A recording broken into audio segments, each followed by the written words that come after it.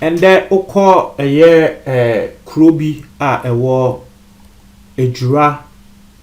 Setre. Say I think that's the name of the place. Oko Ejura Krubi ewo ho Setre Dumase.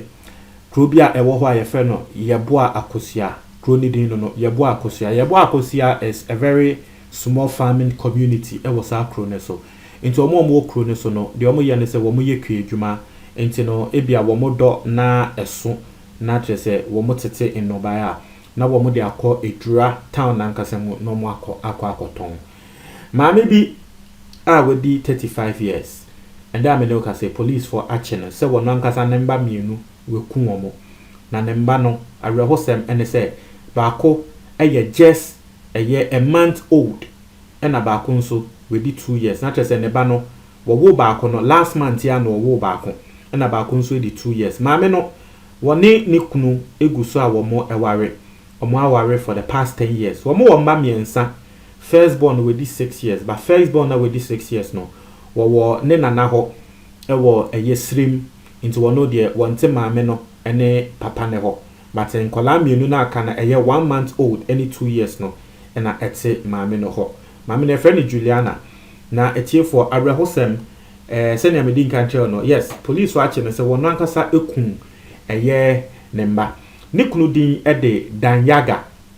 na asem no de si ye nikunu eko police for ho ye beka asem no ba nini echi no nikunu ko police for ho eko bo police for no amane ema police for no ebae wo mo ba afie no ne kre wo mo behu se maame no ne ba 1 month old no wewu na so they didn't see any mark of assault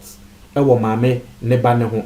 ena trese police for ye ya trese ne ba ba ko no wo mu hu no the 2-year-old no wo mu hu no police for ye ya trese wo mu hu wo mo ye ya wo mo ka omo ne maame no interrogation ansa no wo be kan bebi akola no wo mo koe no na akola no yeku na asa yesie no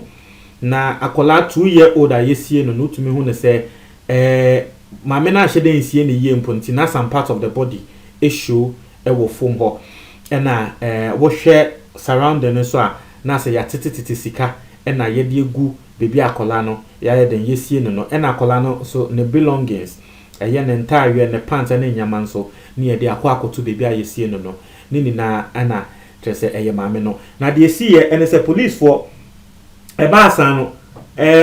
police for eche maame no ena wo mo ye interrogation police for no wo mo se interrogation senia wo mo hwe senia maame ne answer question o to me hu ne se ase wo mo to me enkensi so ba ase maame no she was suffering from a mental condition o to me hu ne se ase na adwen enhyeda NCCP because e bi sa ne nsem a senia na wo kasa answers bi a wo ma no won se o to me ni obi etwetwe nkomo e ma wo hu ne se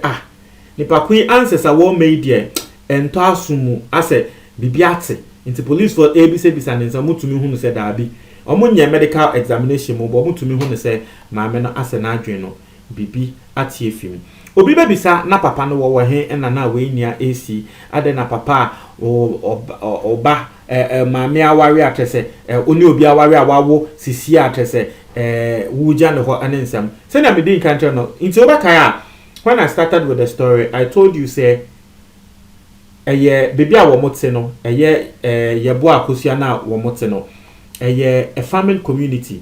na DSC NSA wo mo do wi a wo mo de kokuru kasiem ekokoto nti ekokoton nti papa no se ejuma no na wo ye now eyewitnesses wo mo ne maame no eti area mu ho no etre say around a year Sunday enyumre na maame no wo bo nkrofo a ewo community ho amane se wo kọ nebusuanfo bi ho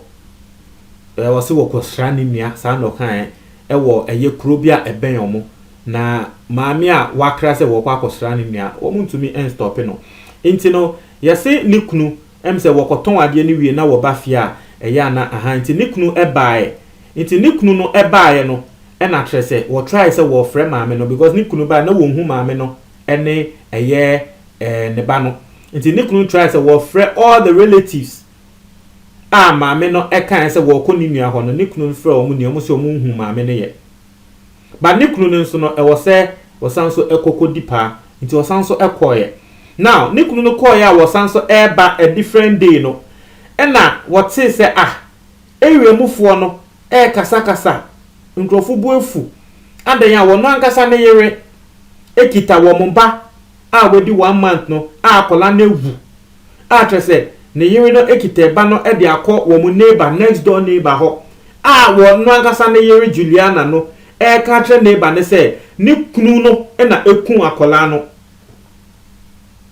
na wo mu 2 year old ne so no wo mu susu se ne kunu no ekunu ne kunu a no wakwa di pa wo ba ya asem we ni yedi hia no se oyere se wo ba na trese oyere ni kita wo ba na ewi oyere se wo na we kun wo ba no ne kunu se na asem be ni asem we de minti bi da trese atone so wo hwe nsem ama me ne kan nso na ma me no pese wo gya akola ne to neighbors ne ho no wo dwane na community fo ne ka se da bi wo mo mpene mama me ne enjane nti ekobọ mpanyimfo community mpanyimfo na mane wo mo betoto ma me na no masa ono de nsem a wo keka no ene na baby kra nti emma ne kunu no ene community fo no ekobọ police fo amane na police fo ne ba nti eho na police fo ba ya ye betoto ma me na no ne kasa ya na afei ma me ne etumi lead police fo ekọ baby a ne ba 2 year old no we kunu ede no akwakotu abreho sempa nti ene na mama wate asese asem ni nani na police for airtre said abi senia na nsem ne kono obviously you could see and you could notice say maame no ase na bibi enko ye with ni trim ase na adwemu no na ase atoche kakra. I have told you on countless occasions say womaya yetimu you know we don't take mental conditions serious. For all you know there were early signs of Ebia na maame na as an adwemo, but Ghana we don't take those things serious because obia wo ye enche a month ago ebetumi aba because a lot of people are wo kwa awo so wi no mo ba ensem bebre to meto wo minimum nkrofo a wo akwa awo so abewie e matrese wo mo adwen atoche chese ubehu ne se nipa we senia na wo ye lively senia na wo te ansa na okọ awo so no enye sa na wo te enye obi na awo wo kwa atrese wo ba wo return normal. But because we don't know more about mental health, we don't take it serious nti ebiana there were early signs but who say we are growing odi we dey ebekọ enende ama maami police for esusu say wono na wo dey akokun ne mba bienu yi awrehosem. Imagine ne bana we di 6 years na nye say bia nanka won owo ne nana ho a etifo nanka ba this time no so nanka bia yekuno because akola de wo ye de nkra wo ma meka tell say brana yeko bebia untumi nga say wundi na chi because the safest place as akola for you to be your parents beside your parents emba wotrim kra say wo ma mepeso okun akola we di 1 month akola we di 2 years then no munim nti no eno ne asem a esi ewo ejura avrehosem. So just imagine papa no areho a wo kum ono a ne yere a wone na ware for be 10 years as ne yere no na adwe na se toche and you see say yakọ ne yakohwekra na ne yere na adwe na entoche a in the first place ye de ne betum say yamfa na ntumu a won say we bibi say no mental condition no yetumi nya report ne hu say mental condition a ye nya ne hwe the ebe say e was say ye de no eco facility ni eboa no because it enye ne nikan in all the years ade no. So imagine the man, would the man like to, even if asanso aba ye the mame na ko ye ayaresabia na yasa na yare office papa na still obetumi atena mame na nchen bi mana ontumi because obesuro asemo obeka say na asanso ko wo na asanso ba bi ma na me de fa he nti imagine papa no the war feeling sisi a ono de and then there amene wo ka say metumi adose papa na de awawe no yabefono no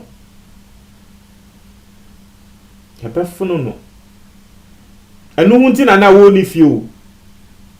wɔkɔ akɔ kyɛ sɛ yɛnua in the seasons we are in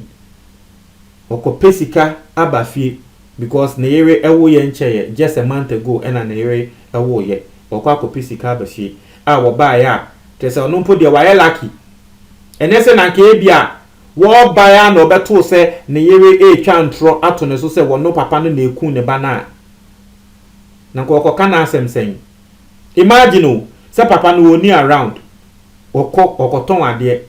na nka wɔba different day na people will believe say ne kra because that time no ni around it e beka say jama ne kra onu no ku ne ba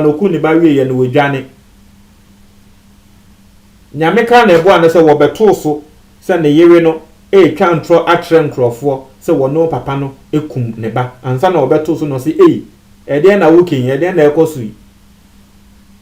You see how the whole situation is. Yeah. Until I comment box ni mo, me that's it.